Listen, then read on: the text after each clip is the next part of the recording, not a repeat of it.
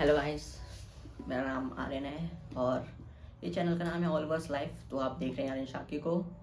तो आज हम एक्सप्लेन करने वाले हैं सोफीज़ वर्ल्ड। आप तो इसको बुक्स को जानते ही होंगे। फिलोसफी की दुनिया में ये सबसे उम्दा बुक मानी जाती है और बेस्ट सेलर रही है अपने ज़माने की। 1991 और 60 लैंग्वेज में भी आती है। तो इस बुक का नाम है सोफीज़ वर्ल्ड बाय जोस्टिन गार्डर। तो मैं इसको एक्सप्लेन करना चालू करती हैं। तो आप जानते हैं नाम ही सोफीज़ वर्ल्ड है, तो सोफ़ी की कहानी से चालू होती है। एक लड़की है 14 साल की। तो 14 साल की लड़की चलो ठीक है, आगे चालू करते हैं। ये रास्ते में जा रही होती है अपनी फ्रेंड जोआना के साथ।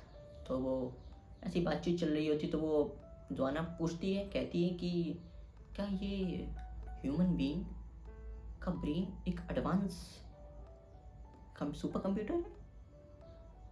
तो जोआना जोआना कह तो देती है, मगर जो सोफ़ी है वो उससे सहमत नहीं होती है।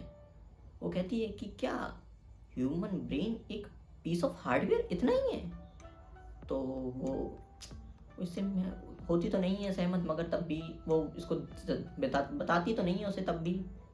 फिर वो इस चलते चलते वो अपने घर को रवाना हो जाती हैं। जोआना का घर उसके घर स्कूल से पास था, मगर जो सोफ़ी का घर था वो उससे जोआना के घर से दुगना था। तो समझ रही हैं? तो फिर वो एक ऐसी जगह पे रहती थी जिसके आसपास उसी का घर था और आसपास वुड्स थे, मतलब थोड़ा फॉरेस्ट टाइप का। और उसका घर इकलौता था, 3 क्लोवर क्लोज नाम करके था।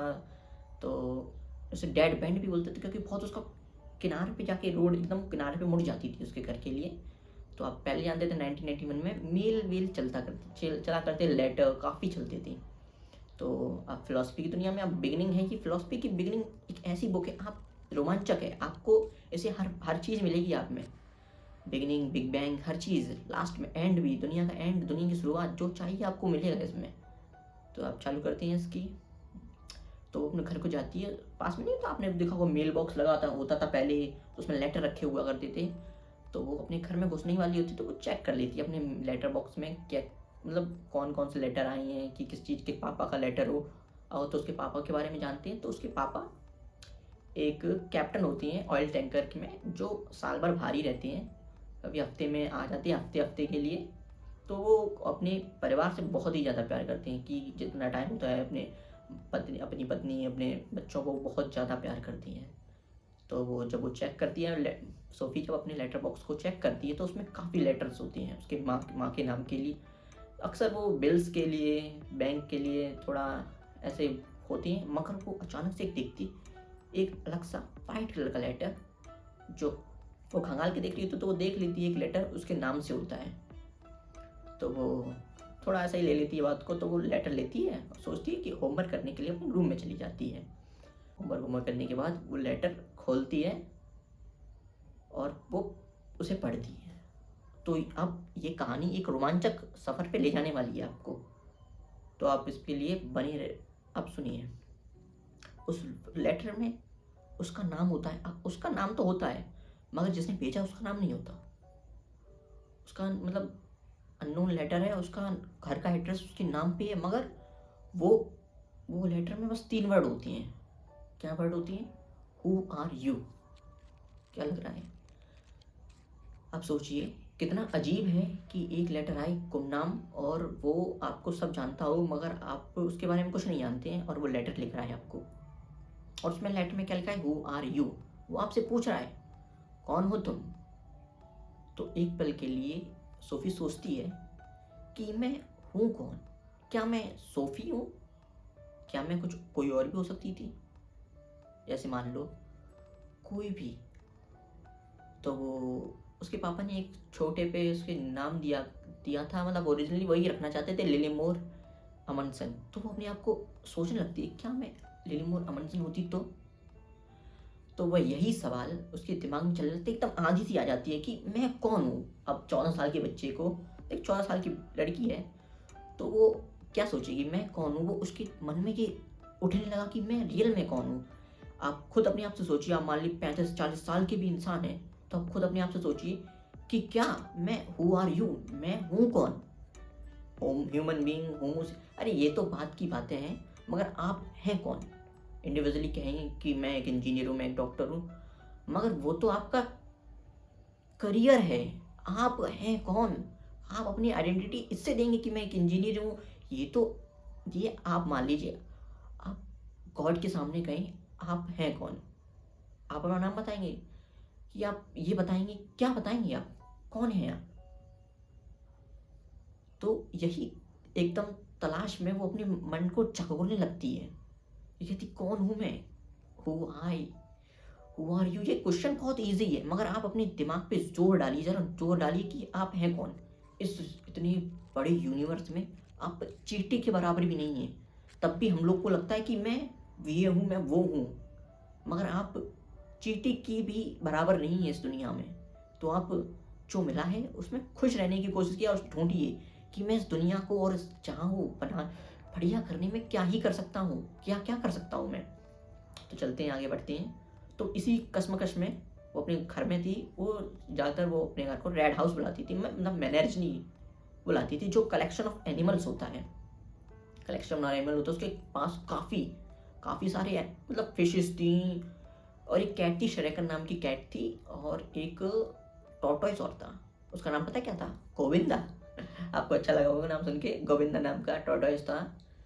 तो उसकी कभी कभी गुस्सा वुस्सा हो जाती थी, तो वो अपने मन में जो ख्याल सोचती रहती थी कि ये घर है, एनर्जी है। तो चलते हैं, आगे बढ़ते हैं स्टोरी में। तो वो इस आंधी चल रही है उसके दिमाग में, तो एकदम वो भागते हुए बाथरूम में जाती है। तो बाथरूम में जाती है, वो मिरर के सामने खड़ी हो जाती है। उस मिरर से पूछती है, उस मिरर में जो परछाई है उससे वो पूछती है कि हु आर यू। अब मिरर तो मिरर है, वो तो कोई हलचल किया नहीं, मगर वो जो हु आर यू बोला था उसने, तो मिरर की परछाई में वही उसने बोला हु आर यू। तो वो फिर वो बोलने के बाद वो चुप हो गई। फिर वो फिर वो अपने हाथ बहुत तेज चलाने लगी, इधर उधर चला रही, इधर उधर बहुत तेज, कि वो चाहती थी कि उस परछाई को वो परास्त करना चाहती थी, कि मैं उससे तेज हो सकूं, कि इसके अंदर कोई और है जो मैं हूं कि नहीं हूं वो जानना चाहती थी। मगर वो कितनी भी कोशिश करे, आप परछाई से, अपने मिरर से, परछाई से आप जीत सकती है नहीं ना, तो सीधी बात है। मगर फिर वो एक और चीज बात सोचती है, क्या, कि ये दुनिया, जो मिरर की दुनिया है, क्या ये भी रियल है?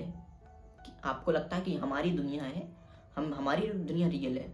कभी आपने देखा हो, गौर किया हो, कभी आप सो के उठिए, मतलब बहुत गहरी नींद में एकदम सो के उठते हैं तो एकदम अंधेरा, वो तो मान लीजिए सो के उठने के बाद थोड़ा अंधेरा बने, कभी आपको लगता है अरे इस दुनिया से मुझे कुछ अलग सी फीलिंग आई हो, कि इस दुनिया से तो थोड़ा अजीब सा लग रहा है, कि क्या चल रहा है, क्या हूँ मैं यहाँ। तो उसे ऐसा लगता है कि यार क्या मिरर में ये दुनिया हो सकती है? एक मिरर है, उसमें अलग सी दुनिया हो, जो मैं बोल रही हूँ हु आर यू वही वो बोल रही है, क्या वो जो बोल रही है वो मैं बोल रही हूँ? तो वो इस कश्मकश में फिर वो ये सवाल भी उसके दिमाग में चलने लगता है। तो वो इस सवाल को कर देती है, कि जैसे कि हम सवाल कर तो लेते हैं, मगर उसका पूर्णतः उसका आंसर नहीं करते। होलफुली तो बिल्कुल हम लोग आंसर नहीं निकालना चाहते हैं, मगर आधी क्वेश्चन करके हम उसको उधर ही छोड़ देते हैं। तो कुछ अगले दिन फिर वो ऐसी घूम रही होती है, फिर उसे एक लेटर मिलता है, वही वाइट कलर का एनवलप होता है, उसमें एक लेटर होता है। वो खोलती है उस लेटर को, तो वो उसमें फिर एक क्वेश्चन होता है। ये क्वेश्चन थोड़ा ज़्यादा ही सोचने वाला था, कि where this a world come from, कि ये दुनिया कहाँ से आई है। अब पिछले ज़माने के अनुसार दुनिया क्या है जिसमें हम जी रहे हैं? दुनिया यही है? ना ना ना, दुनिया हम जिस पे जी रहे हैं वो तो एक प्लानेट है। ये एक सोलर सिस्टम में जो घूम रहा है, वो एक जो एक चीज, मतलब एक प्लानेट है जो घूम रहा है सोलर सिस्टम में, और ये है एक मिल्की वे गैलेक्सी में। अब ये गैलेक्सी इस यूनिवर्स की है, वो एक ग्रेन के हिसाब से बराबर है, बताइए। अब इतनी बड़ी दुनिया है, ये दुनिया कहाँ से आई है? स्पेस में। तो स्पेस कहाँ से आया है? स्पेस कहाँ से आया है? अगर स्पेस कुछ है तो वो स्पेस कहाँ से आया है? वो तो मान लीजिए मैंने क्वेश्चन पूछा आपसे कि स्पेस कहाँ से आया है।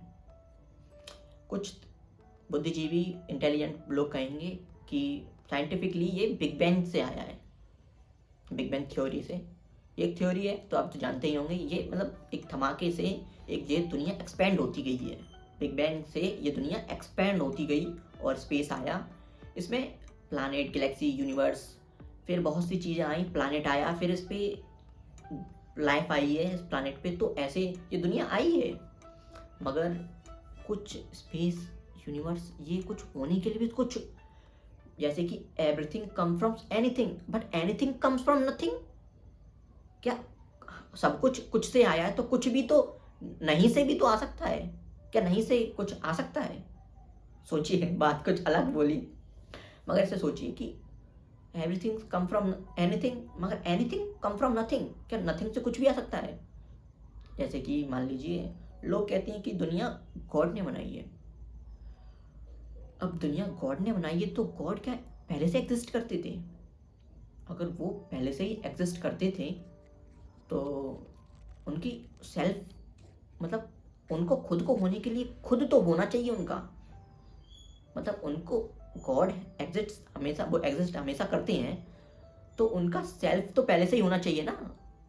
मगर हम लोग स्कूल में यही मतलब बताया गया है सोफी को कि यही होता है, तो वो इसको थोड़ा फेवर में मान ले लेती है, गॉड मतलब एग्जिस्ट करते ही थे, पहले से ही दुनिया बनी है तब से, तो भी इसको। मगर आप खुद सोचिए कि एग्जिस्ट, लोग कहेंगे बिग बैंग ये वो फलाना ढिमका कि नथिंग से कभी, मगर एक पल पे कि हमको लगेगा कि दुनिया, ये स्पेस नथिंग से ही आया होगा।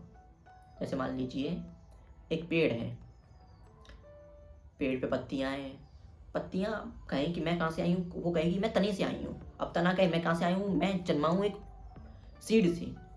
अब सीड कहे मैं कहाँ से आई हूँ, वो ऐसे चलता रहेगा। तो एक टाइम पे ऐसा होगा कि वो खुद नहीं पहचान पाए वो कहाँ से उत्पन्न हुआ है, कहाँ से जर्मिनेट हुआ है, कहाँ से उसकी आया है। तो एक टाइम पे पता चलेगा वो कहाँ से उत्पन्न हुआ है, वो नथिंग। नथिंग माने कुछ नहीं, कुछ नहीं से भी तो कुछ हुआ ही होगा, लास्ट में जाके यही हुआ होगा। मैं कह नहीं सकता कि नथिंग से ही सब कुछ हुआ होगा, मगर एक चीज़ यही है। इसमें एक लाइन है, मैं आपको पढ़ के बताता हूँ, मतलब चैप्टर में है मगर अच्छी लाइन है, आप सुनिए। At some point something must come from nothing. At some point something must come from nothing. ये मतलब चैप्टर, पहले चैप्टर में थोड़ा नीचे ही आपको ये फर्स्ट लाइन मिलेगी कि at some point everything come from nothing, कि एक पॉइंट पे सब कुछ नथिंग से ही आया हुआ होगा। तो वो इस कश्मकश में यही सोचते उस सवाल को और उलझाते हुए नहीं, इसका सवाल का जवाब तो आप किसी को नहीं पता। फिलॉसफी में पता हो, वो अपने अपने तथ्य हैं, अपने अपने फैक्ट्स बनाए हैं कि बिग बैंग ये वो थ्योरी व्योरी सब बनाई गई हैं, मगर ये एक फैक्ट है, कह भी सकते हैं फिलॉसफी में इसका कोई आंसर नहीं है कि कहाँ से क्या आया है, मगर नथिंग से ही एक टाइम पे नथिंग से ही सब कुछ आया होगा। तो चलते हैं आगे। तो इसी कश्मकश में वो इस क्वेश्चन को भी यहीं पे विराम कर देती है, फुल स्टॉप लगा देती है इस क्वेश्चन पे कि एक टाइम पे नथिंग से ही सब कुछ आया होगा। तो चलते हैं आगे। तो ऐसे ही अगले दिन फिर उसे लेटर मिलता है। अब इस बार लेटर कुछ अलग होता है। इस बार लेटर होता है यूएस बटालियन से। तो समझ में आता है कि ये उसके पापा ने भेजा था सोफी के, मगर एड्रेस सब कुछ सही था, मगर उसमें नाम अलग था। उसमें नाम था नॉक मोलर।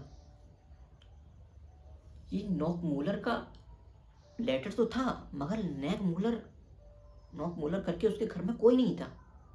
तो ये लेटर था किसका? और उसके ये पापा ने भेजा था।